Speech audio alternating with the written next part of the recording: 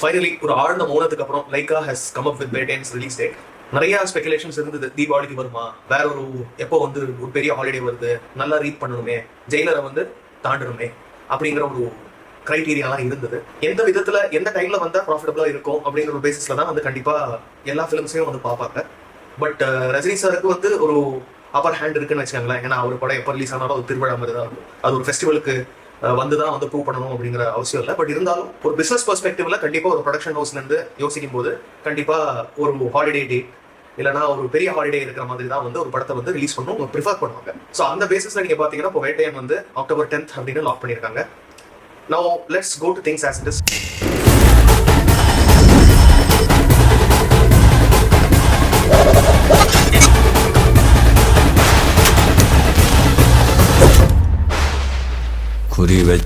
வேட்டையனோட release date அப்படிங்கிறது அதோட consideration எப்போ இருந்தது அப்படின்னு நீங்க பாத்தீங்கன்னா ஆல்மோஸ்ட் ஜூன்லயே வந்து இமயமலைக்கு போனப்போ அவரோட ஸ்பிரிச்சுவல் ஜேர்னிக்காக அவர் பில்கிரிமேஜ்க்காக போனப்போ அங்க வந்து ஒரு யோகிஜி கிட்ட அவர் வந்து சொல்றாரு இந்த மாதிரி அவரோட லைனப்ஸ் பத்தியும் அவரோட ஃபியூச்சர் ஃபிலிம்ஸ் அண்ட் ப்ராஜெக்ட்ஸ் பத்தியும் கேட்கும்போது வேட்டையன் வந்து October 10th தசராக்கு பிளான் பண்ணியிருக்காங்க டீம் அப்படிங்கிற மாதிரி சொன்னாங்க. ரிலீஸ் வந்து தசரா அப்பவே அரசல் புதுசுல நிறைய இடத்துல வைரலா ஆச்சு. அது ஏன்னா ரஜினி சார் வாயில இருந்து வந்ததுனால அது வந்து எல்லாருமே பேச ஆரம்பிச்சாங்க. பட் இருந்தாலும் ஒரு கியூரியாசிட்டி எல்லாருக்குமே இருந்தது. அதனால புது புது டேட்ஸ் எல்லாம் வந்து கன்சிடர் பண்றாங்க அப்படிங்கிற பேச்செல்லாம் போயிட்டு இருக்கு. தீபாவளிக்கு அப்படிங்கிற ஒரு டாக் வந்தது. விடாமுயற்சிக்கு கிளாஷ் ஆகிற மாதிரி இருக்குமோ அப்படிங்கிற மாதிரி டாக் வந்தது. ஆனா விடாமுயற்சி இது also produce by Lyca. So ரெண்டு படத்தை வந்து ஒரே டைம்ல அந்த மாதிரி ரிலீஸ் பண்ண மாட்டாங்க. இன்றைய காலகட்டத்தில் நவடேஸ் நீங்க பாத்தீங்கன்னா ரிலீஸ் கல்ச்சர் வந்து அப்படிதான் இருக்கு. ஸோ அப்படி பார்க்கும்போது வேட்டையன் வந்து அப்கோர்ஸ் October ரிலீஸ் அப்படிங்கிறது ரொம்ப நாள் முன்னாடியே வந்துருச்சு அஃபிஷியலி. அதுக்கப்புறம் ரஜினி சார் வந்து October 10th அப்படின்னு சொல்றாரு அன்அஃபிஷியலா. அதுக்கப்புறம் தான் வந்து இப்போ கல்குவாவோட ரிலீஸ் டேட் வந்து அனௌன்ஸ் பண்றாங்க officially studio green. Definitely I predicted a clash எனக்கு தோணுச்சு. ஏன்னா இந்த வருஷம் எஸ்பெஷலி நம்ம முன்னாடியே சொன்ன மாதிரி தமிழ் சினிமாவுக்கு ரொம்ப ஒரு இம்பார்ட்டன்டான இயர். பெரிய பெரிய ஹை பட்ஜெட் ஃபிலிம்ஸ் எல்லாம் நிறைய வரக்கூடிய இயர். எல்லா படங்களும் எல்லா ஹீரோஸோட லீட் ஹீரோஸோட ஃபிலிம்ஸும் வந்து வர்ற ஒரு இயர். ஸோ அப்படி இருக்கிற பட்சத்துல கண்டிப்பா ஏதாவது ஒரு படத்தோட சின்ன கிளாஷ் வரும் அப்படிங்கிறது வந்து நான் எதிர்பார்த்துட்டு இருந்தேன். எஸ்பெஷலி ஃபர்ஸ்ட் 6 months பெரிய ஒரு மேஜர் ரிலீஸ்னு பாத்தீங்கன்னா பெருசா ஒன்றும் இல்லை. அஃப்கோர்ஸ் ரஜினி சார் கேமியோ ரோல்ல நடிச்ச லால் சலாம் வந்து இந்த வருஷம் February ரிலீஸ் ஆச்சு. மற்றபடி அதை விட ஒரு பெரிய படங்கள் அந்த மாதிரி தமிழ் சினிமாவை பொறுத்த வரைக்கும் அந்த மாதிரி வந்ததில்லை. ஸோ வேட்டையன் எப்போ வரும் அப்படிங்கிற ஒரு கேள்வி எல்லாருக்குமே இருந்தது. நான் ஒரே ஒரு விஷயம் தான் சொல்லுவேன். சூர்யா சாரோட ஃபிலிமும் ஒரு ஹை பட்ஜெட் ஃபிலிமும் ரஜினி சாரோட ஒரு ஹை பட்ஜெட் ஃபிலிமும் வருது. அப்படி மட்டும்தான் இதை வந்து நாம பார்க்கணும். அதை விட்டுட்டு இது ஒரு பகையாகவோ ஒரு எனிமிட்டியாகவோ ஒரு ரைவல்ரியாகவோ கூட பார்க்கவே வேணாம். தமிழ் சினிமால இருந்து 2 பெரிய கிரியேஷன்ஸ் வருது. ரெண்டையும் வந்து நாம என்ஜாய் பண்ணுவோம், ரெண்டையும் சப்போர்ட் பண்ணுவோம் அப்படிங்கிறது தான். பட் அஃப்கோர்ஸ் எது வந்து இன்னும் கிரிப்பிங்கா, எது வந்து இன்னும் இன்ட்ரெஸ்டிங்கா இருக்கோ, எது வந்து விஷுவலி ஒரு பெரிய ஸ்பெக்டக்கிள் தந்தோ, எது வந்து ஒரு மெசேஜ் ஓரியன்டா இருக்கோ அந்த படங்களுக்கு தான் வந்து அந்த படத்தை வந்து மக்களே தேர்ந்தெடுத்து அதை நல்லா ஜெயிக்க வைப்பாங்க. 2 படமும் அப்படி இருக்கலாம், அதுல எந்த தப்பும் இல்லை. முன்னாடி எல்லாம் வந்து ஒரு தீபாவளிக்கு எல்லா ஹீரோஸோட படமும் ரிலீஸ் ஆயிட்டு இருந்தது. இப்போ வந்து அது வந்து ஒரு பெரிய ஒரு எனிமிட்டி மாதிரி ரைவல்ரி மாதிரியும் பார்க்க வேண்டிய அவசியம் இல்லை. யார் யாருக்கு என்னென்ன படம் பார்க்கணும்னு ஆசை இருந்ததோ அது தாராளமா போய் பார்க்கலாம். அப்படி பார்த்தா மட்டும் போதும். இப்போ நீங்க பாத்தீங்கன்னா சூர்யா சாரோட ப்ரீவியஸ்லி ரிலீஸ் ஜெய்பீமோட டைரக்டர் தலைவரோட ஒர்க் பண்றாரு. தலைவரோட ப்ரீவியஸ்லி ரிலீஸ்ட் அண்ணாத்த படத்தோட டைரக்டர் சிவாவோட சூர்யா சார் ஒர்க் பண்றாரு. ஸோ இது வந்து மோரல்லஸ் லைக் ஒரு சின்ன ஒரு செல்லைட் ஃபேமிலிக்குள்ளேயே வந்து ஒர்க் பண்ற மாதிரி ஒரு வைப் தான் இது. அப்படி மட்டும் எடுத்தா போதும்.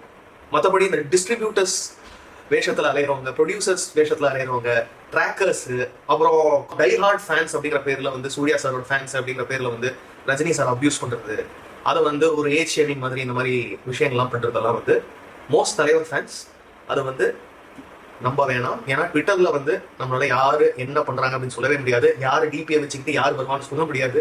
It is not an open platform, it is very descriptive. யாராவது இந்த மாதிரி ப்ரொவோக் பண்ற மாதிரி இருந்தா, பாடி ஷேவிங் பண்ற மாதிரி இருந்தா அதை வந்து தவிருங்க. நீங்க செய்யாம அதை தவிருங்க. 2 பேரையும் வந்து செலிப்ரேட் பண்ணுவோம். ரஜினி சார் வந்து சூர்யா சார் எவ்வளவு மதிக்கிறாரு அப்படிங்கிறது வந்து நம்ம நிறைய இடத்துல பார்த்திருக்கோம். 1 இல்ல 2 இல்ல நிறைய இடத்துல நம்ம பார்த்திருக்கோம். சூர்யா சார் மேல தலைவருக்கு வந்து என்ன ஒப்பீனியன் இருக்கு அப்படிங்கிறது வந்து நம்ம எல்லாருமே பார்த்திருக்கோம். அவர் பேசினது எல்லாருமே பார்த்திருக்கோம். So I am talking for peace. சம்பந்தமே இல்லாத ஒரு குரூப் வரும். இந்த 2 ஆக்டர்ஸுக்கும் சம்பந்தமே இல்லாத, ஒரு ரிலீஸும் இல்லாத, இப்போதைக்கு இல்லாத ஒரு குரூப் வந்து ரெக்க கட்டிட்டு 2 பேர் தலையிலையும் அசைன் பண்ணிட்டு போயிடும். ஸோ அவங்களெல்லாம் லெஃப்ட் ஹேண்ட்ல டீல் பண்ணிக்கிட்டு 2 படத்தையும் வந்து என்ஜாய் பண்ணுவோம், 2 படத்தையும் போய் பார்ப்போம். இதுதான் ஒரு ரஜினி சார் ஃபேனா வந்து நான் ஃபீல் பண்றேன். நான் வந்து ரிக்வஸ்ட் பண்றேன். யாராவது ஒருத்தர் அபியூஸ் பண்ணாங்கன்னா அது ரியாக்ட் பண்றவங்க கிட்ட வந்து நான் எந்த விதமான ஒரு ரிக்வஸ்ட்டும் எடுத்துட்டு வர மாட்டேன். ஏன்னா அது அவங்களோட வே ஆஃப் ரியாக்டிங். அதுல வந்து என்னால தலையிட முடியாது. ஆனா ஒரு பிரச்சனையை ஒரு சண்டையை ஆரம்பிக்காம இருங்க. தயவு செஞ்சு அதை பண்ணாம இருந்தா 2 படமும் நல்லபடியா ஹிட் ஆகி 2 படமும் பெரிய லெவலில் ரீச் ஆகும். Tamil cinema will be on the map in a very prominent place. அந்த ஒரு ஆட்டிடியூட்ல நம்ம இந்த 2 படத்தையும் செலிப்ரேட் பண்ணுவோம் திஸ் தசரா. அதாவது ஒரு போலீஸ் யூனிஃபார்ம்ல தலைவர் ஒரு பிளாக் போஸ்டிங் கொடுத்து ரொம்ப நாள் ஆகுது அப்படிங்கிற மாதிரி சொன்னாங்க சில பேர். நான் தர்பார் எல்லாம் வந்து பெரிய ஒரு எம்பாரஸ்மெண்ட் ஆகவோ இல்ல ஒரு அண்டர்வெல்மிங் மூவியாவோ என்னால பார்க்க முடியல. Of course the movie had issues. எனக்கு வந்து கிளைமேக்ஸ் வந்து ரொம்பவே ஆக்சுவலி ரொம்ப சோபரா பட்டுச்சு. ஏன்னா ஒரு ஹைல போய் முடியணும் அப்படின்னு நான் நினைப்பேன் எப்பயுமே ரஜினி சாரோட படங்கள் பொறுத்த வரைக்கும். எஸ்பெஷலி பேட்டை மாதிரி ஒரு கிளைமேக்ஸ் பார்த்ததுக்கு அப்புறம் ஒரு தர்பார் வரும்போது அது கொஞ்சம் ஒரு லே பேக் வந்து தான் எனக்கு தோணுச்சு. பட் ஜெயிலர்ல வந்து அந்த ஒரு இமேஜையும் உடைச்சிட்டு வேற ஒரு போலீஸ் யூனிஃபார்ம்ல வந்து போலீஸ் யூனிஃபார்ம்லயும் பிளாக் போஸ்டர் கொடுத்தாரு. இப்பதான் சமீபத்தில் 1 இயர் முடிஞ்சது. அந்த படத்துல அவர் ரிட்டையர்டு, ஜெயிலர்ல அவர் ரிட்டையர்டு. இந்த படத்துல தலைவர் இன்சார்ஜ். ஸோ ரிட்டையர்ட் ஜெயிலரே அவ்வளவு மாஸ்க் கட்டுறாருன்னா இன்சார்ஜ் வேட்டையன் எவ்வளவு மாஸ்க் கட்டுவாரு அப்படிங்கறத நீங்களே யோசிங்க. ரொம்ப ஒரு ஹாப்பனிங்கான காம்போஸ் எல்லாம் இந்த படத்துல இருக்கு. அஃப்கோர்ஸ் தலைவர் sharing screen space with mister Amitabh Bachchan sir. ரொம்ப வருஷத்துக்கு அப்புறம் 33 இயர்ஸ்க்கு அப்புறம் ஹம்முக்கு அப்புறம் எனக்கு தெரிஞ்சு அவங்க இப்போ மறுபடியும் கொலாபரேட் பண்றாங்க. மற்றபடி ஃபஹத் ஃபாசில் இருக்காரு. அவர் வந்து ரொம்ப இன்ட்ரெஸ்டிங்கான ரோல் பண்றாரு இந்த படத்துல. இந்த படம் ஆரம்பிக்கும் போது ரொம்பவே ஒரு டிராமாட்டிக்கான ஒரு மூவி ஒரு அப்படிதான் வந்து அவங்க நினைச்சு எடுக்க ஆரம்பிச்சாங்க. ஒரு சின்ன கமர்ஷியல் மாதிரி தான் இருந்தது. பட் போக போக போக தலைவரோட வேல்யூ நிறையவே அந்த படத்துல ஆட் ஆயிருக்கு. தலைவரோட இன்புட்ஸ் நிறைய இந்த படத்துல இருக்கு. Safe to say that it has come out as one of the best written scripts and commercial வேல்யூஸும் இருக்கிற ஒரு நல்ல ஒரு படமா வந்து வேட்டையன் வரும் அப்படிங்கிற ஒரு பெரிய ஹோப் எனக்கு இருக்கு.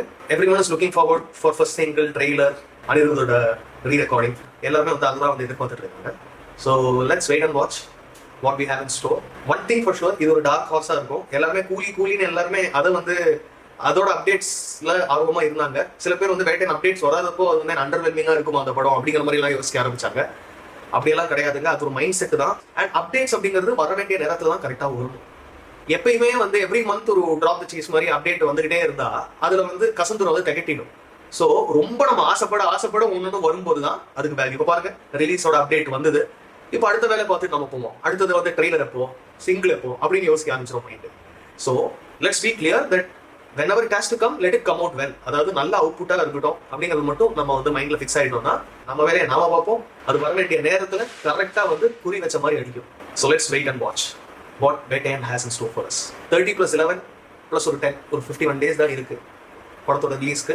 எல்லா அப்டேட்ஸும் கரெக்டான இன்ஸ்டால்மெண்ட்ஸ்ல வந்துட்டு இருக்கும். கங்குவாக்கும் ஆல் தி பெஸ்ட் ஃப்ரம் தலைவர் ரஜினிகாந்த் ஃபேன். இன்னும் ஏதாவது ஹிண்ட்ஸ் ஒரு அப்டேட்ஸ் எனக்கு கிடைச்சதுன்னா நான் வந்து அது உங்ககிட்ட சொல்றேன். நான் அப்டேட்ஸ் வந்து கொடுக்கறது எனக்கு வந்த உடனே உங்களுக்கு நான் கொடுத்துடுறேன், சரிங்களா? நானா போய் கேட்கறது கிடையாது. பட் நிறைய பேர் ரொம்ப ஆர்வமா கேட்கும்போது சிலது நானும் போய் கேட்டிருக்கேன். ஸோ இது வரைக்கும் என்னோட மானங்காத்த என்னோட மகாராசா எனக்கு அப்டேட் கொடுக்குறவர் வந்து சொன்னது 100% ஆன் பாயிண்ட் ஆன் டாட்டா இருந்திருக்கு. ஸோ இதுவும் அந்த மாதிரி 200% கன்ஃபார்மாக தான் அவர் சொன்னார். கன்ஃபார்ம் பண்ணிட்டு தான் நான் ஒரு விஷயத்த சொல்லுவேன். ஸ்பெகுலேஷன்ஸ்னா ஸ்பெகுலேஷன் சொல்லிடுவேன். என்னோட கேஸ் நான் மென்ஷன் பண்ணிடுவேன். ஸோ இந்த வீடியோ உங்களுக்கு பிடிச்சிருந்தா லைக் பண்ணுங்க, ஷேர் பண்ணுங்க. உங்களோட expectations for Vettaiyan and Kanguva என்ன அப்படிங்கிறத கமெண்ட் செக்ஷன்ல சொல்லுங்க. நீங்க எந்த படத்தை வந்து எஃப்டிஎம்ஸ் பார்க்க போறீங்க அப்படிங்கிறதையும் கமெண்ட் செக்ஷன்ல சொல்லுங்க. டேஸ்ட் ஆஃப் தண்டர் பை நான் ஆஷிஷ் மகேஷ்க்கு சப்ஸ்கிரைப் பண்ணுங்க. அடுத்த வீடியோ சந்திப்போம். நன்றி, வணக்கம்.